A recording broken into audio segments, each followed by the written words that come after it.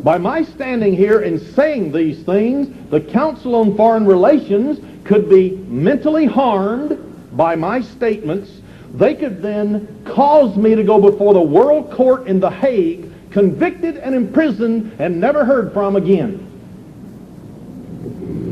What they mean by withdrawal of reservations was that the United States Senate put a reservation clause at the bottom, not allowing them to take over the internal jurisdiction of our court system. The Council on Foreign Relations says they must withdraw that so the World Court of the United Nations can take over the court systems of America. And it's happening. They're trying to do it in the state of California as I am speaking right now. Now, do we begin to understand why the United States and the USSR are working supposedly together in the Iraqi crisis, and why they're pushing the United Nations to the forefront, and they're getting it involved?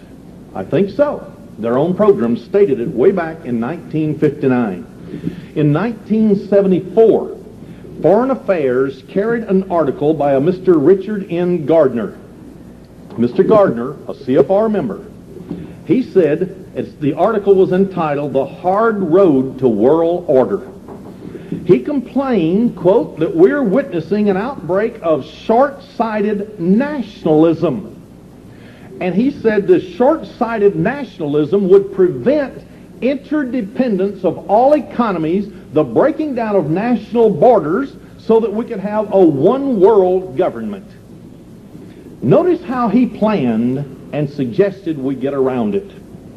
Quote, an end run around national sovereignty, eroding national sovereignty piece by piece, will accomplish more than the old-fashioned frontal assault.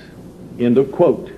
In other words, don't tell the people what we plan on doing to you, enslaving you in a one-world system, but we will legislate around behind the table, behind your back, and erode the Constitution of the United States and everything that provides for our freedom, piece by piece, until they superimpose their world charter of the United Nations upon us. So we've seen admissions that the Council on Foreign Relations, as well as communism, uses deception to dismantle America piece by piece and deliver us to a new world order. All of those are past history, aren't they? What about the decade of the 80s? In the fall of 1984, the Foreign Affairs magazine had an article by Kurt Waldheim, the former Secretary General of the United Nations Organization, also a former Nazi. Nazi means National Socialism. They were working for the Third Reich, which was a 1,000-year reign of peace and prosperity under Lucifer. Adolf Hitler worshipped Lucifer. He was probably possessed by a very high-ranking demon and controlled by him. Here's what Kurt Waldheim wrote in Foreign Affairs. Quote, as long as states, that's nations, insist that they are supreme arbiters of their own destiny. If we in America say, no, we're Americans, we're an independent country, nobody can tell us what to do, that their decisions are subject to no higher authority, such as the United Nations, then what would be the result? He says, international organizations will never be able to guarantee the maintenance of peace. End of quote. So they recognize they must take our national authority and supremacy and sovereignty away from us. But what about the Council on Foreign Relations? Does it have any other bedfellow that it sleeps with? Yes, it does. It's called international communism. There has been levied by many people who have researched and studied this that the Council on Foreign Relations is very soft on communism. that its members have exerted their influence on behalf of the international communist movement. If we're to know the truth, we must once again look into their own publications to get at the truth. We must not speculate, because then it would discredit us in the eyes of other people. We must tell it from their own literature, from their Foreign Affairs Journal, their own publications. We find in perusing the Foreign Affairs and other publications they put out that dozens of Marxists and socialists have literally written articles for the Foreign Affairs. Leon Trotsky, Soviet Premier Nikita Khrushchev, Yugoslav dictator Tito. When Trotsky died, they actually had an article eulogizing him. And here's what they said, quote, "He gave us, in a time when our race is woefully in need of such restoratives, the vision of a man. Of that there is no doubt, than of his great place in history." End of quote. The article was The Character and Fate of Leon Trotsky, the January 1941 issue of Foreign Affairs. They thought Leon Trotsky was a great man.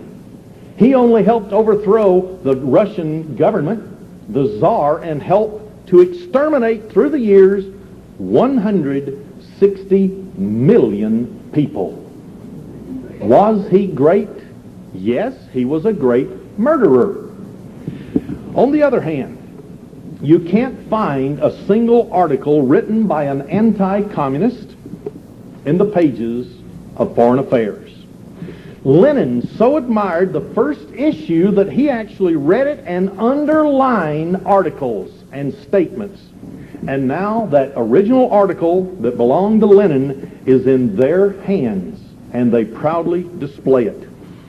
The Council on Foreign Relations annual report for 1986, just a few short years ago, noted, quote, "We were intrigued to read news reports that Mr. Gorbachev himself was reading articles excerpt from Foreign Affairs in preparation for the meetings with President Reagan." That was the Geneva Conference in November of 1985.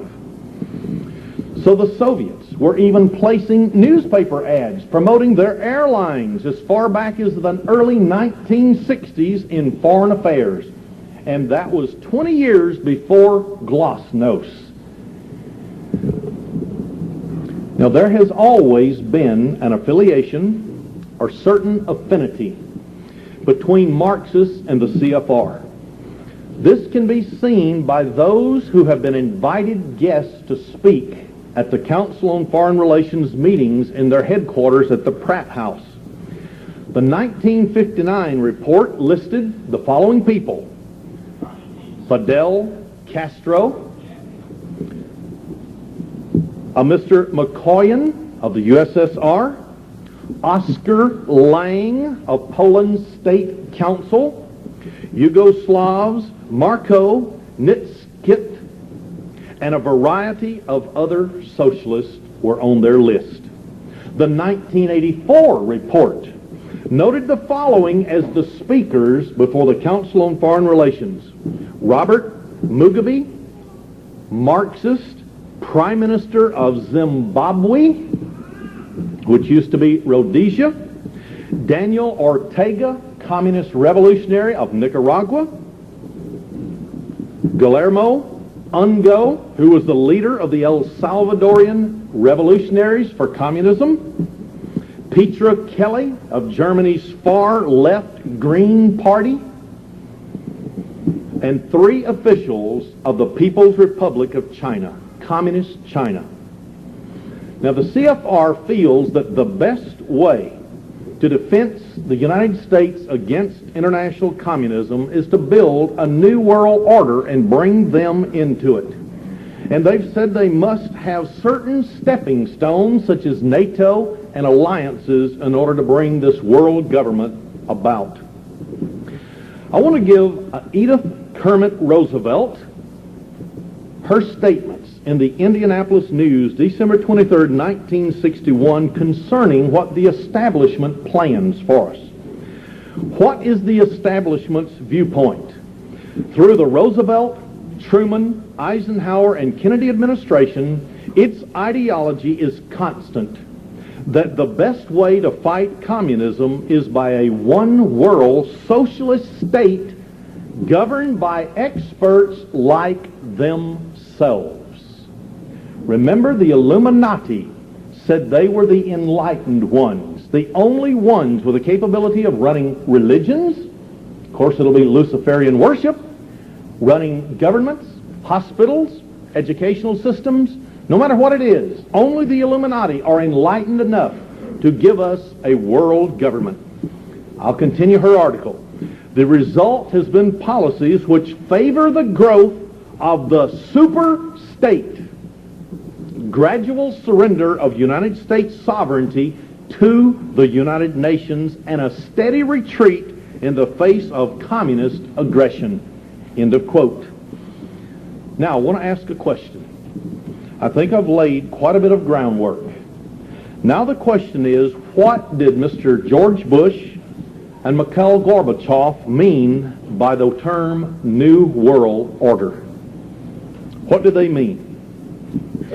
He referred to the New World, the New World Order, the New International Order 4 times in his speech, September the 11th, 1990, when he spoke to the Congress concerning the Middle East crisis.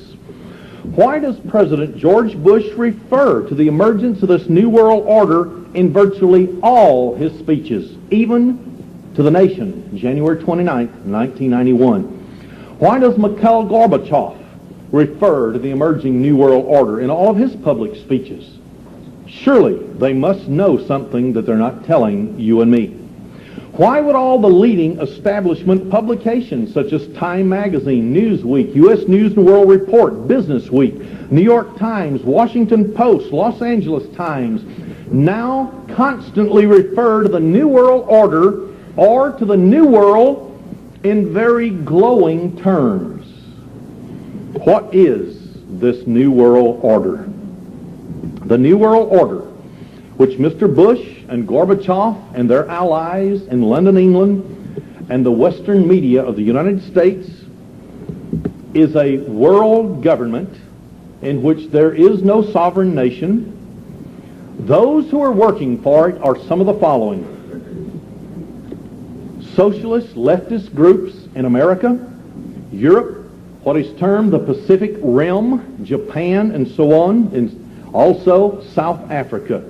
Some of those organizations are the Council on Foreign Relations, the Trilateral Commission, both those in the United States, the British Fabian Socialist, which takes his name after General Fabian, who sat down and planned out and deliberately and methodically moved in his military conquests. So the socialists of Britain and the United States very patiently are working for a gradual takeover of the world. And now that they've come out openly, you better believe it's just beyond the next turn. Also, the Royal Institute of International Affairs in England, the Bilderbergers, the elite wealthy of the world, the Club of Rome, the South African Institute of International Affairs, and by the Soviet leadership. This New World Order will be a global socialist dictator run by, in my opinion, the Western world, because they're financing international communism, and communism is only a tool to bring the West and the East into collision, and then out of the rubbles will emerge world government. Who are some of these elitist Illuminatis in the United States? In America, this group is epitomized by such people as the Rockefellers, the Kissingers, the Schultzes, Armand Hammer, who is now dead, the Andrees, the Bushes, James Baker, Brzezinski's, Yale University's Skull and Bone fraternity, and some of America's wealthiest financial elitists. It's the same way in Europe. And in South Africa now they're intensifying their campaign to bring it into the New World Order.